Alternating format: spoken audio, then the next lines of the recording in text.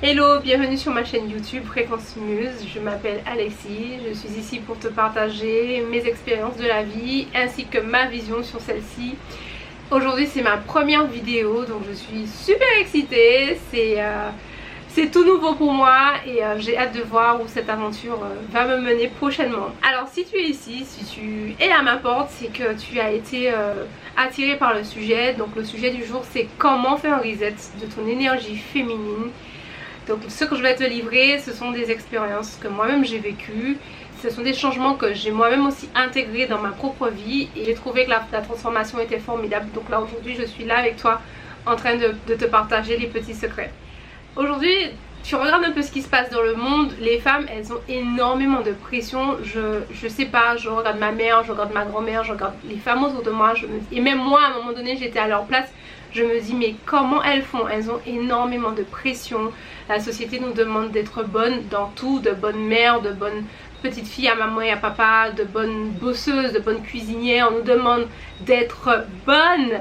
Là où finalement j'ai l'impression qu'on devient des espèces, en tout cas si on tombe dans ce piège sociétal, on devient tout simplement des espèces de bobonnes. Et je pense qu'à ce stade on n'est même plus des femmes divines, magnétiques, des déesses. On est juste en fait dans la rat race, en train de survivre et en train d'être une version de nous qui finalement n'est même plus nous-mêmes. Alors le secret vraiment, une déesse, on est d'accord, ce n'est pas une bobonne. Une déesse elle exude, une déesse elle est magnétique, une déesse elle est wild, elle n'a aucune excuse, elle vit, elle roule. Et je sais que cette déesse elle sommeille en toi, je sais que tu as envie de l'arriver, je sais que tu as envie de marcher et de sentir toute la vibe de la déesse en toi.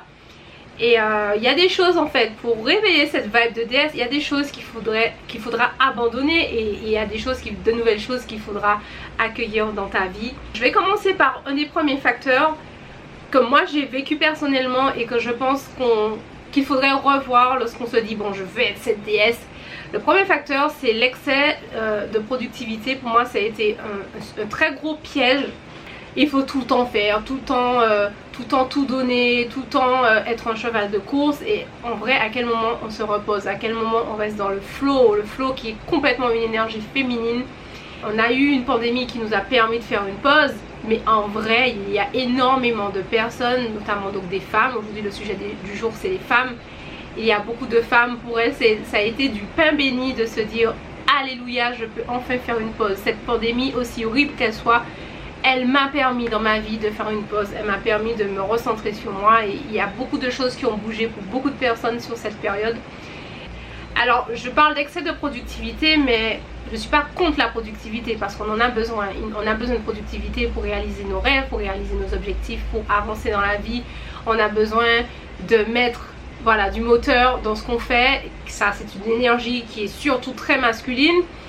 Mais c'est à dire que là où le bas blesse, c'est lorsqu'on est trop dans l'excès. L'idée vraiment c'est de garder un équilibre tout simplement. Tu vois la femme, en plus de ça, si tu regardes de façon basique une femme a un cycle. Et ce n'est pas pour rien qu'elle a un cycle. Tu as la phase d'ovulation, tu as la phase prémenstruelle, tu as la phase menstruelle, tu as la phase pré-ovulatoire, etc., etc. Ces phases elles régissent le rythme de ta vie. Et chaque phase, une fois que tu sauras comment elles fonctionnent, comment elles sont synchronisées avec ton mode de vie, tu verras que ce sont des phases qui sont magiques et que tu pourras retirer le maximum de chacune de ces phases. Tout ça pour dire que la femme, là où on l'attend sur sa productivité, généralement on va lui demander une productivité que l'on rencontre dans le monde du travail par exemple. On va lui demander une productivité qui est égale à celle d'un homme. Sauf qu'on n'est pas des hommes, nous sommes différentes, nous avons été créés différemment. Nous avons été créés aussi pour un but qui est différent. Donc à un moment donné, tu peux pas de toute façon ce n'est pas une compétition, mais tu peux pas comparer deux choses qui ne sont pas comparables. C'est comme si tu comparais une orange avec un citron. C'est deux choses complètement différentes. Je t'invite à être attentive à ton énergie, à vraiment mettre le doigt sur les choses qui te rongent en fait. Fais une pause, observe, regarde bien, ne te dis pas oui, ah non mais la productivité ça me connaît, ah non mais moi je suis une boss, etc. Tu es une boss de quoi?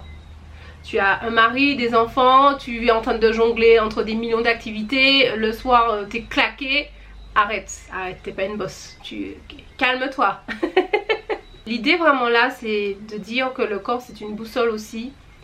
Donc sois attentive, tu verras par toi-même, tu vas sentir, tu sauras effectivement si tu es trop dans la productivité, trop dans le faire.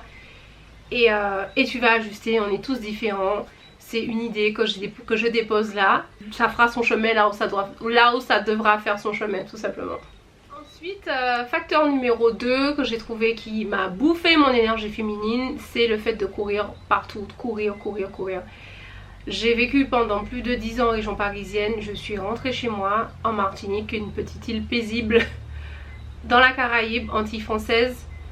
Je suis rentrée chez moi brûlée, burn-out complet. Pourquoi? Parce que j'ai couru pendant 10 années. Tu cours après le métro, tu cours après le bus, tu cours pour les livrables du travail, tu cours parce que tu veux rentrer chez toi pas trop tard après le boulot, mais en même temps tu dois faire les courses, en même temps tu dois faire ci. Tu cours le week-end parce que le week-end tu veux profiter un maximum avant de recommencer lundi.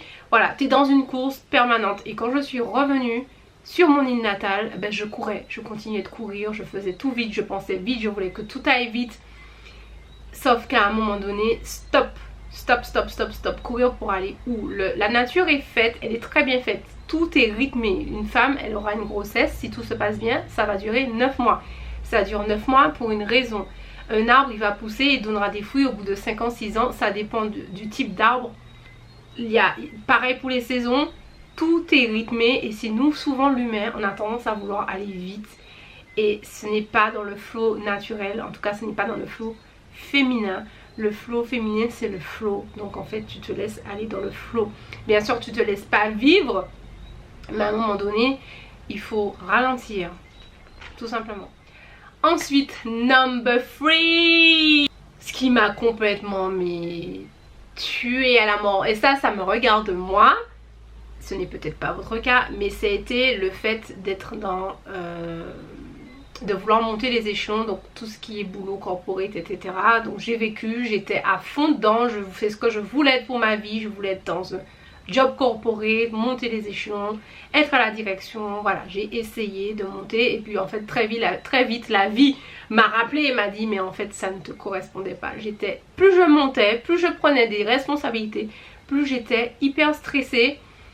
Et à un moment donné je me suis dit mais en fait cette vie mais elle me bouffe, elle me fait pas du bien, je me sens comme un bonhomme. En réunion je dois jouer des coudes finalement avec les hommes. C'est très dur, c'est un milieu qui est dur, c'est un milieu que certaines femmes aiment, c'est un milieu qui leur va.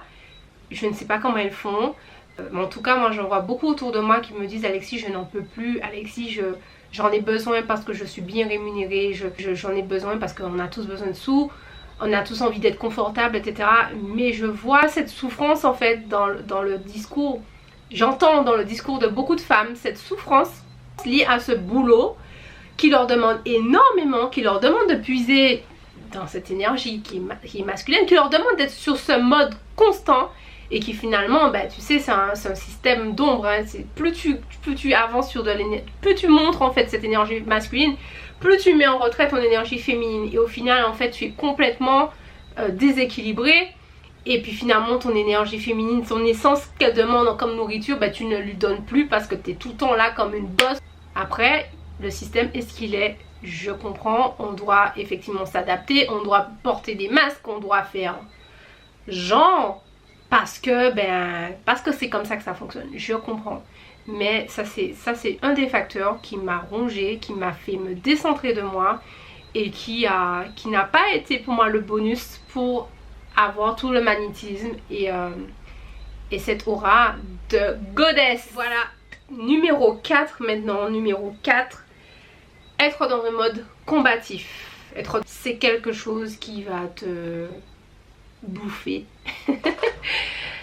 Alors pourquoi je parle du mode combatif? Parce que c'est le mode en anglais fight, flight, freeze. Donc fight, combat, freeze, sidération, flight, tu t'envoles, tu prends la fuite. En gros c'est ce mode. Ce mode là, ce n'est pas un mode naturel, c'est un mode qui prend beaucoup sur ton système nerveux. Donc tu es en permanence stressé, tu es en permanence anxieux, tu es en permanence tendu. t'es prête à bondir, t'es prête à être dans l'action. Ça c'est clairement le mode un peu de l'homme préhistorique.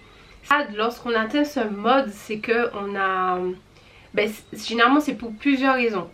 C'est un mode qui est quand même actif et activé par des choses assez costauds. Donc ce sont généralement des traumatismes, ce sont également des blessures non guéries, ou ça peut être tout simplement une charge, une transmission transgénérationnelle. C'est vraiment de votre responsabilité de vous dire voilà, je suis depuis plusieurs années dans une loupe de galère, je suis depuis plusieurs années dans une loupe, quand je dis une loupe, une boucle où je suis en permanence stressée. Le mieux c'est de se faire aider pour aller mieux, et vous verrez qu'après tout le reste, ça se fluidifie. Donc imaginez une femme qui vit dans ce mode de vie, comment elle peut être apeurée, elle peut être anxieuse, elle peut avoir du mal dans la transmission de ce qu'elle donne à ses enfants. Numéro 5, se plaindre d'une fatigue permanente. Malheureusement, lorsqu'on se dit tout le temps je suis fatiguée, je suis fatiguée, je suis fatiguée, en fait c'est comme si c'est le chat qui se mord la queue. On fait que dire en fait qu'on est fatigué, mais concrètement, si tu veux raviver ta part féminine et ta lumière, à un moment donné il faut te poser les bonnes questions. Donc déjà, en quoi je suis responsable de cette fatigue? Et ensuite, est-ce que mon mode de vie actuel encourage mon statut, donc mon statut de déesse, ou bien plutôt, est-ce que mon mode de vie encourage mon statut de bobonne, quoi? Est-ce que tu fais un boulot, tu termines à 20 h?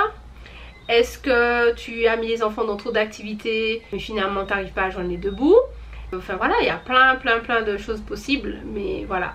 Est-ce que tu n'es pas responsable du fait que tu sois fatigué?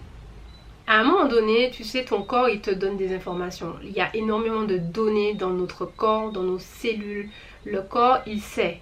Le cerveau peut-être ne sera pas là tout de suite là parce qu'il sera confus, il va traiter plein de données. Le corps il sait, et le corps quand il sait des choses et quand il va pas bien, généralement tu as des manifestations qui sont des maladies, qui peuvent être aussi des crises d'anxiété, des crises de panique, etc. Il y a des signes qu'il faut que tu vois, il y a des signes qu'il faut que tu écoutes. Si tu ne sais pas encore le faire, il faut apprendre à le faire, et tu as tout intérêt d'écouter ce que ton corps te dit, parce que si tu ne le fais pas, tu vas dans un mur. Donc, quand tu dis que tu es fatigué en permanence, donc je reviens sur ce que je disais, tu es responsable. Tu crées toi-même ta boucle de fatigue, et ce facteur là, c'est un facteur qui va encore une fois bouffer sur ton magnétisme. C'est un facteur qui, une femme qui est fatiguée, elle n'est pas sous son meilleur jour. Elle a physiquement, elle peut être dépitée, elle peut être, elle n'a pas sa lumière. C'est très important que tu prennes soin de cette lumière, c'est très important que tu prennes soin de toi et que tu choisisses tes combats, parce que malheureusement, l'être humain, on a des limites, nous avons des limites humaines, on a aussi une limite dans le temps, et on peut pas faire n'importe quoi, il faut faire des choix. Ensuite, numéro 6, dernier facteur, c'est le dernier facteur que je vais aborder, qui donc un autre facteur qui vient grignoter cette essence féminine, c'est le fait de ne pas prendre soin de soi. Nous les femmes, on a cette capacité nourricière, nous sommes faites pour nourrir. On va avoir des bébés, on va les nourrir, entre nous on se nourrit, etc. Sauf mais qui nous nourrit? Qui nous nourrit? Qui nous nourrit? Il faut se nourrir, il faut prendre soin de soi. Donc je t'invite vraiment à trouver les routines, les rituels de ce qui te fait du bien. Pas la rituel d'Esmeralda, de Manon qui aime aller faire du shopping, claquer 400 € dans les chaussures, etc. Ou que sais-je. Vraiment un rituel pour toi, le rituel qui te fait du bien à toi, c'est ton rituel. Peut-être que c'est cuisiner les bons petits plats de ta grand-mère, ça c'est ton rituel, et tu sais que quand tu vas le faire, tu vas te reconnecter à toi. Et c'est très important que tu prennes le temps pour faire ça, parce que quand tu te nourris toi, tu as ton réservoir en fait, ce réservoir nourricier qui grossit, et tu es en capacité de redistribuer cette nourriture. Si tu as une famille, tu as des gens que tu aimes, des proches, des personnes autour de toi, tu vas voir que tu vas leur redistribuer. Et en fait c'est juste un cercle vertueux, donc c'est super important. Donc voilà, ce sont des exemples de ce qui draine ton énergie féminine, qui t'éloigne en fait de cette essence.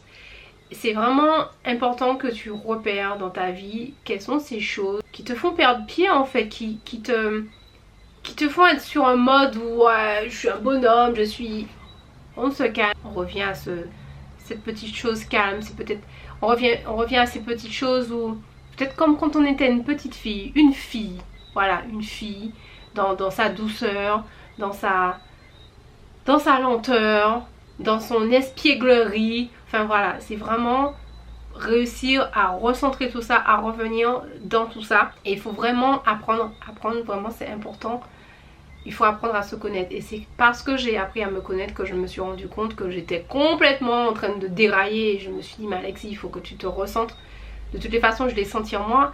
Donc c'est vraiment important. Voilà, donc ça c'était les facteurs. Maintenant, il y a des choses que tu peux faire aussi. Alors, ça, les facteurs, tu les retires. Mais il y a des choses que tu peux apporter, une nourriture que tu peux apporter dans ta routine pour là, t'approcher encore de cette essence, l'incarner complètement. Alors moi je vais te donner quelques exemples encore. Tout à l'heure là on a parlé, voilà, qu'il faut arrêter de courir. Ben, comme il faut arrêter de courir, ben, il faut faire l'inverse. Numéro 1, je t'invite vraiment à ralentir littéralement. Vraiment intègre la lenteur, la grâce dans ta vie. Le fait de ralentir, tu te crées de l'espace. Tu te crées de l'espace autour de toi. Tu te crées de l'espace mental. Et se créer de l'espace, mais ça te crée une sensation de zénitude. C'est super important. Ce que tu peux faire aussi, c'est intégrer des activités lentes. De la peinture, du dessin, jouer un instrument, faire du yoga. Ce sont des choses qui vont nourrir vraiment le réceptacle. Ça, elles vont te nourrir. Tu trouveras l'activité qui te fait de ralentir. Ça peut être faire du crochet, ça peut être juste bercer ton enfant et ça va remettre les pendules à l'heure. Ensuite, numéro 2, arrête de faire. L'énergie féminine n'est pas une énergie où on fait, c'est une énergie où on est. On incarne, on est soi, on est humain. Tu es. Je sais pas si tu vois ce que je veux te dire. La to-do list, du coup, bah, à un moment donné, il faut la mettre de côté. Il n'y a que 24 heures dans une journée.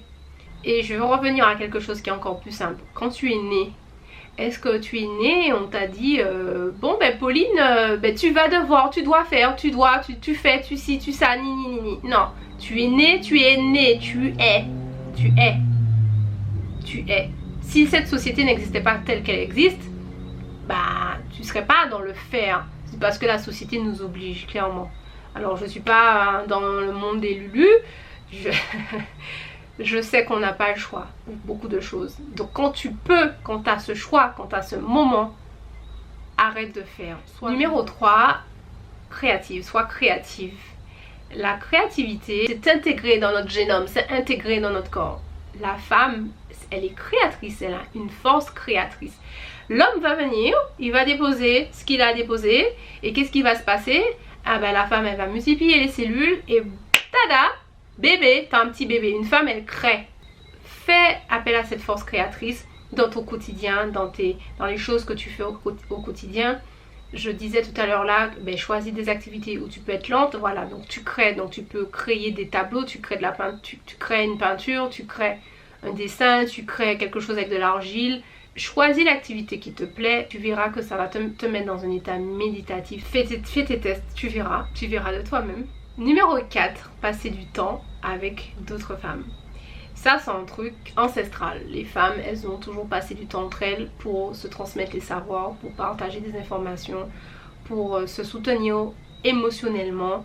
Le pouvoir de la femme est énorme lorsqu'il transmet des choses. Une mère va transmettre des choses à son enfant, etc., etc. Elle va transmettre des choses à ses petits-enfants. La transmission nous rend plus fortes. Si on est dans un espace bienveillant, où on partage des choses avec une autre femme, vous allez voir, mais l'énergie, vous allez voir à quel point vous allez vous sentir forte. C'est une expérience dont on ne parle pas, dont on passe ça dans les journaux, enfin on n'y parle pas beaucoup. On parle souvent de ce qui se passe entre les femmes, la rivalité, etc. On retire tout ça de là. Un espace bienveillant des femmes. Il n'y a qu'à regarder des jeunes mères quand elles se retrouvent dans le même cercle, comment ça part dans des conseils, dans des astuces, dans des ci, dans des ça. Tu repars, te dis, ah ben tiens, ce soir avec ma petite Pauline, je vais essayer ça. Ah ben ce soir avec Clarisse, je vais essayer ça. on t'aura transmis quelque chose, on t'a donné quelque chose, tu vas peut-être te sentir mieux. Ah, cette maman, elle m'a donné ce conseil-là. Tu te sens waouh, tu te sens puissante. Et c'est ça. La transmission, le partage avec d'autres femmes. Et ça te fait te sentir femme. Quand tu sors de là, tu te sens femme. Alors, je crois qu'on est au numéro 5. Déléguer dès que c'est possible. La femme hyper indépendante. La femme qui veut tout gérer, etc. Est-ce que tu t'appelles Xena? Est-ce que t'es une ultra warrior? Non, je ne crois pas. Tu veux tout faire, tu veux tout gérer, tu as des épaules larges. T'es en train de te tuer, ma fille. Délègue, délègue, délègue, délègue, délègue, délègue. Tu as une famille, tu as des amis, tu as des proches. Ou tu as l'argent, tout simplement. Paye quelqu'un pour t'aider. Ne te mets pas tout. Ne mets pas tout dans ton panier parce que, comme je t'ai dit, tu dois prendre soin de toi, tu dois prendre soin de cette énergie. Tu es une déesse. Tu es une déesse ou tu es une bobonne? Tu choisis, hein, clairement. Dernier point, je reviens au cycle. Observe et ajuste-toi à ton cycle. Ton cycle a plusieurs phases. Ton énergie va fluctuer selon la phase menstruelle dans laquelle tu es. Donc c'est à toi d'identifier les phases où tu vas positionner en fait tes activités. Il y a des phases où tu seras plus créative, il y a des phases où tu auras besoin de repos, il y a une phase où tu pourras te permettre de faire du workout intensif, une autre phase où ce sera un moment pour faire de la réflexion sur soi, voilà. Donc quand tu maîtrises ces phases, mais c'est juste magique, c'est comme si tu as embrassé ton pouvoir, que tu sais comment tu fonctionnes, tu sais comment la machine fonctionne, et ça, c'est ton pouvoir, c'est ta puissance. Apprends tes cycles, tu verras, tu verras. Je te donne un exemple. Lorsque je suis en phase prémenstruelle, je suis un petit monstre, je deviens super irritable, je le sais. À partir du moment où je deviens irritable, je me dis, ah, là il y a un truc là, les règles là elles vont arriver. je sais. Donc, eh ben à ce moment-là, je ne prends pas de rendez-vous professionnel, hein, c'est pas le moment d'aller me prendre la tête avec les clients, non. À ce moment-là, je réfléchis sur, voilà, sur tout ce qui est créatif, voilà, je me repose, je sais que je peux avoir un discours assez autocritique, je sais que ça vient pas de moi, je sais que ce sont les hormones, donc je me calme, voilà, je prends du recul, je me prépare pour ma période quand j'aurai mes règles et je me prépare pour l'après. Et j'ai compris comment ça fonctionne et je fais avec. Je ne peux pas aller à l'encontre de mon corps. Eh ben non, en fait mon corps il suit pas, Enfin voilà les amis, c'était mon dernier point. Si vous êtes dans une volonté de vous reconnecter à votre énergie féminine, je vous invite vraiment à repérer tout ce qui se passe dans votre environnement, tout ce qui se passe en vous. Si jamais toi aussi donc tu as tes rituels, tu as tes routines et que tu veux bien les partager avec la communauté, n'hésite pas à me laisser un commentaire, je serais ravie d'en apprendre aussi de mon côté. Pour rester connecté aux actualités, n'hésitez pas à vous abonner à la chaîne. Merci et à bientôt.